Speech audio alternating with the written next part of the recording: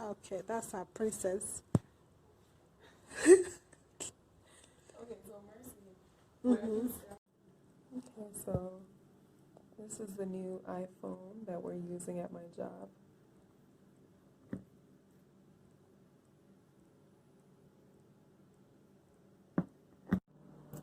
So this is a guide that shows you what the patients can have and what they can't have. So if they're on a renal diet, they can't have ice cream or graham crackers or creamers. They're on a clear liquid diet. They can only have clear liquids, Italian ice, clear sodas, or apple or cranberry juice, but they can't really have anything else. They're on a regular diet. They can have basically everything. So these are some of the different snacks they can have.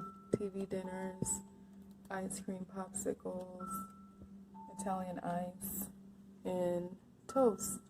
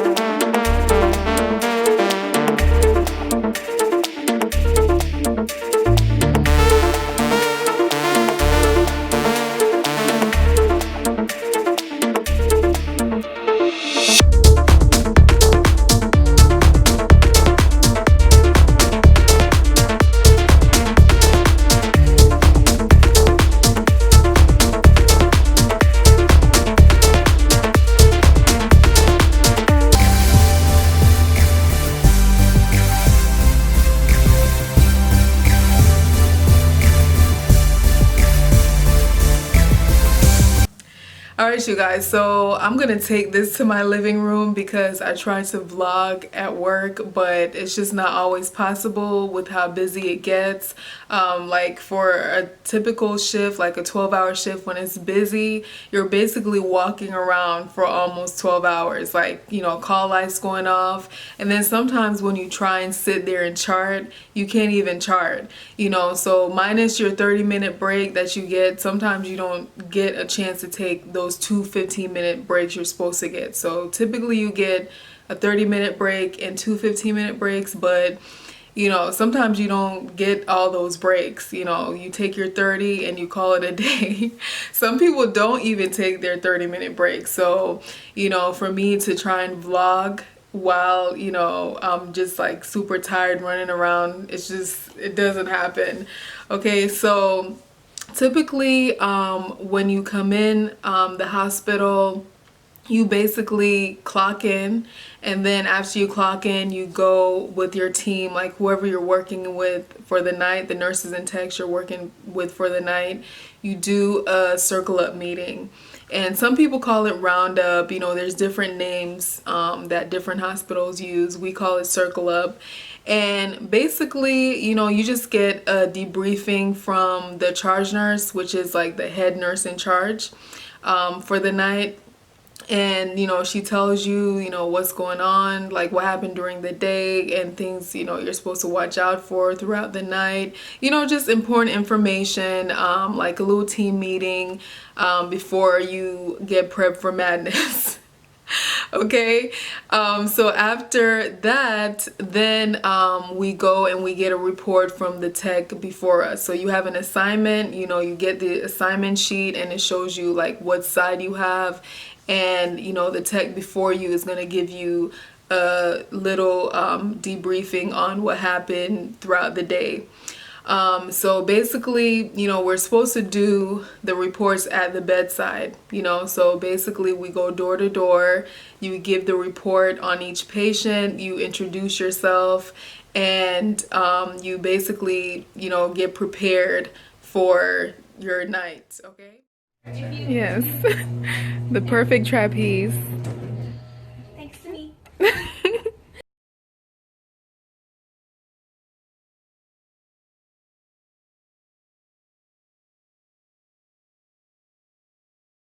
Okay, so I took that picture, like, this was what, like almost 5 years ago, just to remind myself what it's supposed to look like. So that's what a trapeze looks like. It goes over their bed. And I was always terrified to put these things up when the patients were actually in the bed, because I'm like, Lord, please don't let this thing fall on the patient. But sometimes, we do put them up after the patient is in the bed. I haven't like seen any kind of like incidents or heard of anything bad happening. But I hate the trapeze. So after you do your vitals and everything, sometimes it takes you a little bit longer because of the interaction with the patients. I like talking to my patients, but some patients want to keep you in that room forever, okay? Because some people don't get visitors. They don't get people that come and see them all the time. So when you come in, it's their time now. So they'll try and keep you in there for as long as they possibly can. And I don't mind, like, because sometimes you can learn a lot from patient interaction, and you don't want to treat your patients like a number, even though you have stuff to do. So you do have to be cognizant of that, and you do have to like sometimes find a way to get out of there, because you can't get too behind on stuff, because everything is like time sensitive. So you can't really get too behind, because the nurse may be waiting on you to do that blood pressure, so they could give meds. So you gotta have a balance.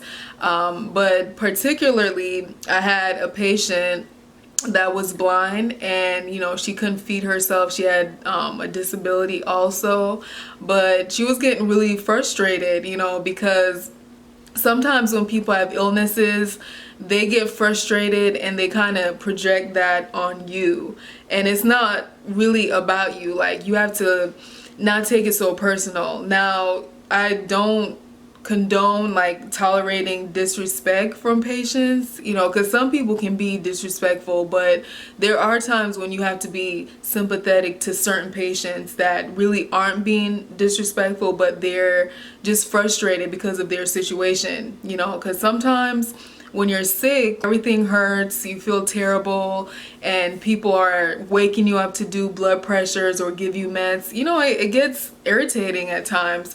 So sometimes you have to understand people's frustration. With this particular lady, she was blind. So, she couldn't feed herself. Like, she couldn't really do anything for herself. So she was frustrated because she had to go do a test, and she couldn't eat before the test. So she was like, oh, no one's fed me or whatever. But I mean, they couldn't feed her before the test. So she was like my first patient. I'm like, before I go start doing vitals on these other people, I gotta make sure I take care of her first, because I know she's gonna be a problem, and she's hungry, frustrated. So sometimes you try to alleviate the madness. So I'm just like, okay, let me just go in here first. After that, she was happy. She was hangry at the time. So after I fed her, she was thankful. And sometimes you just got to brush it off, like the little irritation from patients. I also had this other patient that had sickle cell, and a lot of times people think that if you have sickle cell, it's no big deal, or if you say you're in pain and you can't do certain things, people think that you're lying about it, because it's not one of those diseases that manifests on the outside. So you can't look at someone with sickle cell and be like, oh yeah, they're feeling sick today, or you don't see any of those signs on the outside. So it's really about the patient's symptoms, like it's about what they're feeling. And this patient, he's in his 20s. I think he's like 27, 28, and he's always at the hospital, because with sickle cell they have crisis. So he's always there. And sometimes I like to ask questions about like certain illnesses. And I was just asking him some questions about his like sickle cell, and then it was the holidays, it was like Thanksgiving or something. So I'm like, don't you have like a hot date or something? Trying to make him laugh. And then he was just like, it's hard for him to date people because when you have sickle cell or any of these illnesses, like, you have to think about your future, like, your future kid. Like, if someone else has sickle cell, then most likely your offspring is going to have sickle cell. So he was basically telling me it's very hard to date, and when you date, it's not normal. Like, on your first date, you're asking about genetic testing and blood testing and all this other stuff, and he's like, it's just not normal, because he don't want to get to know someone and then they're not compatible genetically with him, unless they decide not to have kids. So it just really like showed me like a different battle that other people are facing. Like, something as normal as like dating, like, you meet someone, you like them, you date, whatever, end of story. But for someone with like an autoimmune disease, or like a blood disorder, it's hard because they got to consider other factors. It's not, just like a normal dating situation. So, it just made me like thankful for my health. Like, sometimes you meet these people and you just got to be thankful for your health, because this is not something you have to consider as part of your daily life. So sometimes, just talking to patients, it just gives you an insight on someone else's experience and, the hardships that they face. Like, something as simple as health is like really the most important thing that you have. All right, so enough stories. Basically, after you do your vitals and you chart and all that, you're answering call lights, and basically, you're doing other things at the same time. So that could be doing blood sugars, EKGs. You may have to go to the lab and get some blood. If a nurse needs to do a blood transfusion on a patient, you probably be the person that they ask to go get the blood. You may have to, clean a patient up after they had a bowel movement. You have to think about baths, and just timing it at the right time, because you don't want to wake them up in the middle of the night for a bath, because most likely, especially if you work at night, they're just going to say no. So you want to do that early in the shift or early in the morning before you leave. And some people, like, they're going to refuse, and you have to make sure you chart that, because some patients, like, you'll offer them a bath and then they'll say no, and then later on they'll say that you never offered them one. So in medicine, you have to make sure that you cover your butt. Like, you always have to, because yes, it's important to give good care to your patients, but at the same time, you have to think about the legal aspect of things, and that's charting. Because like I always say, like, you could be working so hard, like, you could just be giving top-notch care to your patients, but no one's gonna really care if you don't chart that, because if you didn't chart it, then that means that it didn't happen. You could have done it, but if you didn't put it on paper or electronically in the chart, then it just didn't happen. So you have to really cover yourself in medicine and think about the legal aspect of things, because the hospital is actually obligated to do certain things, and when they don't, and if you don't chart it, you're kind of making them liable at the same time. So you want to protect yourself and the company that you work for by just giving quality care, but also charting, making sure you chart every little thing. And usually I would write everything down. If I don't have time to chart, I would write the most important things down and make sure that I chart it. And some days you're really tired and it's hard to remember everything. I mean, it's hard to even remember the patients like after that shift. Like, sometimes it's hard to remember them because you see so many people and you're not gonna remember every detail unless it's a patient that really sticks out.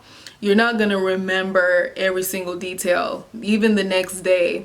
So it's important to either write it down and then chart it later, or, chart in between on your shift. you don't want to wait till the last minute, because you don't want to be there 30 minutes to an hour later just trying to chart. You want to get up out of there when it's time. At least that's me. Like, I don't like sitting around trying to chart when it's time for me to go, because I'm tired at that time. I just want to go home. I don't care about the few extra minutes. I just want to get out of there. Okay, so basically you want to make sure you chart, and then, you know, it's just a cycle. You know, you do your vitals, you do some stuff in between, you know, whatever needs to get done, and then, you know, the next shift comes and you give them a report, and then you go home. And that's, you know, basically what you're doing, like, for the whole shift. And also, you know, it's important to multitask, but it's also important to focus on what you're doing, because in medicine, people aren't very forgiving. You know, when you mess up, it's a big deal. You know, like the little things, okay, whatever, but a lot of times when you mess up or you forget things, it could be a really big deal. So you want to make sure that you don't overdo it. Like, you're not in 10 places at once trying to do 10 different things. You know, you want to make sure that, okay, you are multitasking, but at the same time, you want to focus on what you're doing, you know, because some people will drag you in a million directions, and then you just mess yourself up if you're trying to please everyone and do everything that everyone wants you to do. Like, you know, you got to focus on one thing. Once you're done with that, you know, then you move on to something else. Because like I said, medicine is not very forgiving. If you mess up on things, you know, they'll come after you. Okay. And that's why, like I said, you always make sure you chart every single thing that you do, and, you know, try and be, you know, very accurate and not really make too many mistakes. Alright, you guys, so that's it for this vlog. You know, hopefully it gave you some kind of insight of what it's like to be a patient care tech. Make sure you watch my day as a patient care tech video. I think that's more detailed. You know, I can't really show a lot working, you know, with patients due to HIPAA. So I try to show you, like, you know, some little things that gives you like a mental picture of what it's like to be a patient care tech, okay? Now, if you have any questions, leave it below and I'll get back to you, or someone else will answer the question. And you can always share your experiences. You know, if you can relate to what I'm saying, you definitely comment below, and make sure that you subscribe to my channel, because I will have so many more good videos coming up for you guys, okay? All right, I'll see you next time. Bye.